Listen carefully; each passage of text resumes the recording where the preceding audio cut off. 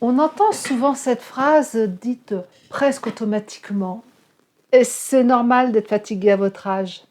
Et pourtant, quand la fatigue est là, dès le réveil, quand elle dure malgré le sommeil ou les vacances, quelque chose sonne faux. Et ce n'est pas une simple baisse de régime, mais c'est un message plus profond. Et en médecine chinoise, la fatigue n'est jamais considérée comme normale. Elle n'est pas une conséquence directe des années qui passent. Enfin, pas que. Elle est un signal, une information que le corps envoie quand l'équilibre se modifie. Et si cette fatigue n'était pas liée à l'âge, mais à la manière dont l'énergie circule ou ne circule plus dans le corps. Bonjour, je suis Marianne, praticienne en médecine chinoise. Et j'accompagne les femmes, souvent après 60 ans, qui ne se reconnaissent plus dans le discours du « c'est normal à votre âge ». Et mon approche relie la sagesse de la médecine chinoise, l'écoute du corps, l'énergie, les émotions et le rythme de vie pour aider chacune à comprendre ce que son corps exprime vraiment et à retrouver une vitalité plus juste et plus durable.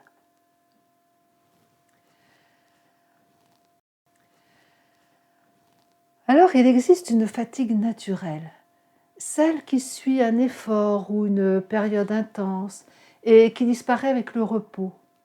Et puis, il y a la fatigue chronique. Alors, c'est celle-là, elle s'installe, c'est elle qui ne disparaît jamais complètement. En médecine chinoise, cette fatigue persistante indique que l'énergie ne se régénère plus correctement ou qu'elle ne circule plus librement. Et surtout, elle n'a pas une seule forme.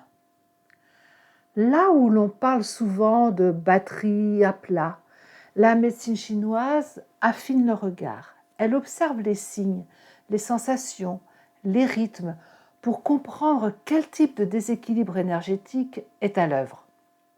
Et je vais vous présenter maintenant 4 grands profils de fatigue les plus fréquents pour vous aider à vous reconnaître.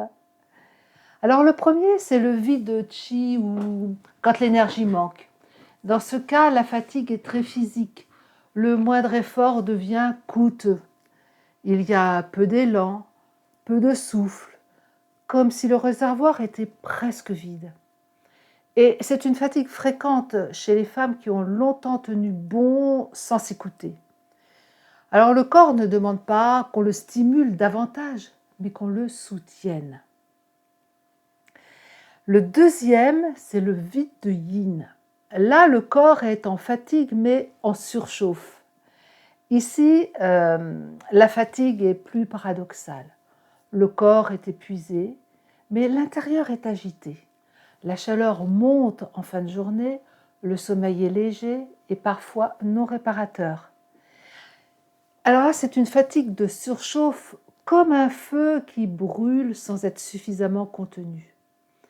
Très fréquente après 50-60 ans, elle n'est pas un signe d'usure, mais de manque de profondeur et de récupération. Alors parlons de la stagnation du chi, quand l'énergie est bloquée. Parfois l'énergie est là, mais elle ne circule plus. La fatigue devient alors fluctuante, liée aux émotions. Et elle s'accompagne de tensions, d'irritabilité, de soupirs fréquents, d'une sensation d'oppression. Le corps n'est pas vide, il est noué. Et puis le dernier déséquilibre dont je voudrais parler, c'est le vide de l'énergie des reins, quand les réserves profondes diminuent. C'est une fatigue plus ancienne, plus profonde, une fatigue qui s'est installée au fil des années, avec une récupération lente, un sentiment d'usure. Et cette fatigue touche aux réserves fondamentales du corps. Elle ne demande pas de faire plus, mais de changer de rythme. En fait, ce n'est pas l'âge qui fatigue, c'est l'accumulation des années à s'adapter, à donner, à porter. Et le corps compense longtemps. Puis un jour, il cesse de masquer les déséquilibres. La fatigue devient alors plus visible, plus claire, plus insistante. Bon, vous allez me dire, d'accord, mais qu'est-ce que je peux faire concrètement sans me rajouter une contrainte de plus? Alors la première chose à comprendre, c'est que face à la fatigue chronique, forcer est presque toujours une erreur. Et le corps fatigué n'a pas besoin d'être stimulé davantage, il a besoin d'être soutenu. Et soutenir, cela commence souvent par redonner un rythme au corps. Se lever et se coucher à heures régulières, respecter les temps de repos, réchauffer l'organisme plutôt que de le brusquer. Et en médecine chinoise, l'énergie se reconstruit dans la stabilité, pas dans l'agitation. Il s'agit aussi de débloquer plutôt que pousser. Quand l'énergie est tendue ou stagnante, ce n'est pas l'effort qui libère, mais le mouvement doux. Une respiration plus ample, une marche tranquille, des étirements longs, du qigong, de la méditation, un temps de détente permettent souvent à l'énergie de recommencer à circuler d'elle-même sans lutte. Nourrir est un autre axe fondamental. Non pas nourrir au sens de manger plus ou mieux selon des règles strictes, mais nourrir avec simplicité. Des repas tièdes, réguliers, faciles à digérer, qui soutiennent l'énergie au lieu de la mobiliser inutilement. Le corps fatigué a besoin de recevoir, pas de compenser. Alors par exemple, un petit déjeuner tiède comme un porridge ou une soupe légère, un œuf ou deux, des légumes cuits, une compote, tout cela soutient beaucoup mieux l'énergie qu'un repas froid pris sur le pouce. Le midi, un plat chaud avec des légumes cuits, un peu de céréales et une source de protéines aide la rate à fabriquer une énergie plus stable. Et le soir, alléger sans supprimer, avec quelque chose de simple et de réconfortant, cela permet au corps de se réparer pendant la nuit. Et nourrir, c'est aussi respecter les temps de digestion. Éviter de grignoter en permanence, laisser de l'espace entre les repas, manger dans le calme, sans tension et sans se presser. Alors oui, ces gestes peuvent paraître simples, presque évidents, et pourtant ils font une réelle différence quand la fatigue est installée. En réalité, le corps fatigué ne demande pas qu'on lui impose davantage de règles, il demande de la régularité, de la chaleur, de la douceur. Et quand il se sent nourri, soutenu, sécurisé, l'énergie peut alors recommencer à se reconstruire lentement mais durablement. Et puis il y a l'apaisement du chêne, l'esprit, car une fatigue qui dure touche toujours le mental et l'émotionnel. Ralentir le flux des pensées, s'offrir des temps de silence, une méditation simple, une présence plus douce à soi, tout cela permet souvent à l'énergie de se poser, de se rassembler. Mais la clé essentielle, c'est ceci. On n'agit jamais de la même manière selon le déséquilibre énergétique.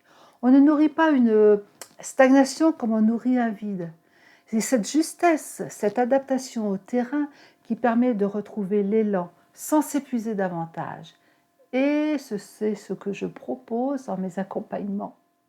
Et dans certains cas, il est aussi possible de soutenir l'énergie plus en profondeur, notamment grâce à la pharmacopée et à des gestes simples d'autostimulation.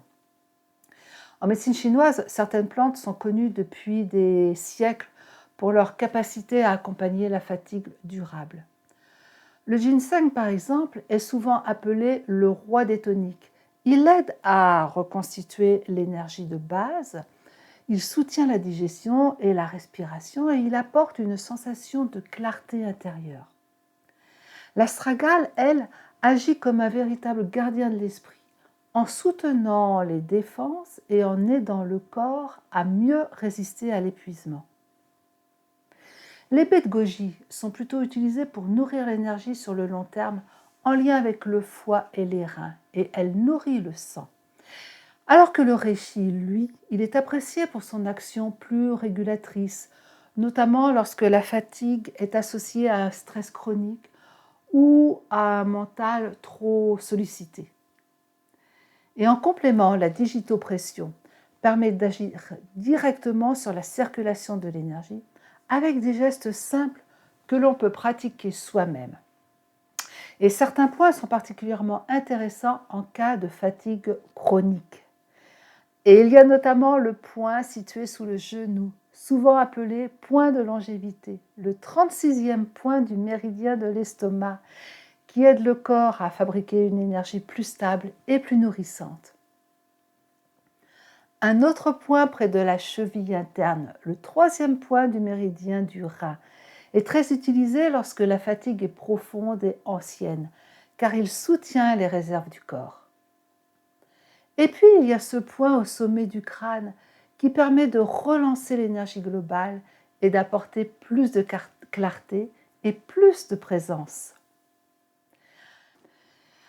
Alors, ces approches ne remplacent pas l'écoute du corps, mais elles viennent l'accompagner avec douceur lorsqu'elles sont choisies avec justesse et adaptées au terrain.